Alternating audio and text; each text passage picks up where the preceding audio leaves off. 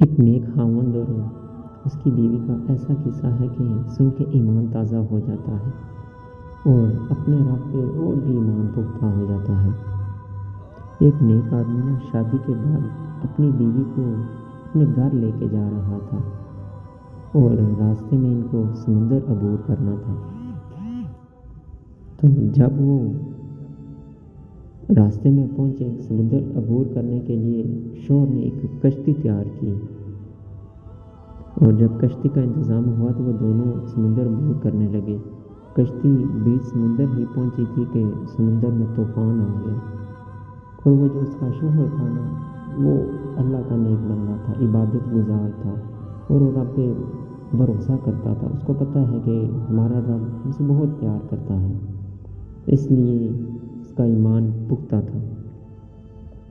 تو جب سمندر میں طوفان آ گیا اور اس صورتحال میں بیوی کا خوف سے برا حال ہو گیا۔ جب کشتی سمندر میں پہنچی اور طوفان کی شدت آ گئی تو یہ جو اس کا شوہر تھا وہ بہت پر اطمینان بیٹھا ہوا تھا، اس کو جیسا کہ کچھ غیر معمولی نہیں ہو رہا ہو، سب کچھ نارمل ہو۔ تو بڑا پر اعتماد تھا کہ اس کی بیوی نے اس کی طرف دیکھا اور غصے سے بولی کہ آپ کو نظر نہیں آ رہا کہ طوفان ہماری کشتی کو ڈبونے لگا ہے، ہماری موت سر پہ ہے اور آپ اطمینان سے بیٹھے ہیں۔ کیونکہ وہ شوہر اس کا اللہ کا نیک بندہ تھا، اس کو اپنے رب پہ بھروسہ تھا، اس کو پتہ ہے کہ وہ انسان پہ کبھی بھی ایسا بوجھ نہیں ڈالتا جو اس کی طاقت سے زیادہ ہو۔ وہ اپنے بندے سے امتحانات ضرور لیتا ہے مگر وہ ایسے مشکل میں نہیں ڈالتا، اور جب موت لکھی ہو تو موت آ کے رہتی ہے۔ یہ ایماندار بندے کا ایمان ہے، اللہ پہ بھروسہ ہے۔ تو وہ اللہ کا نیک بندہ تھا، اس کو اپنے رب پہ بھروسہ تھا، اس لیے بہت ہی پر اطمینان سے وہ بیٹھا ہوا تھا۔ تو جب اس کی بیوی نے اس پہ غصہ کیا اور کہا کہ موت ہمارے سر پہ ہے اور آپ اطمینان سے بیٹھے ہیں، تو اس کے شوہر نے تلوار نکالی میان سے اور بیوی کے شہرگ پر رکھ لی اور بیوی ہنس پڑی۔ یہ کیسا مذاق ہے؟ تو خاوند نے پوچھا کیا آپ کو ابھی موت سے خوف نہیں آ رہا؟ آپ کو ڈر نہیں لگ رہا؟ کیا آپ کو نہیں لگ رہا کہ میں آپ کا گلا کاٹ دوں گا؟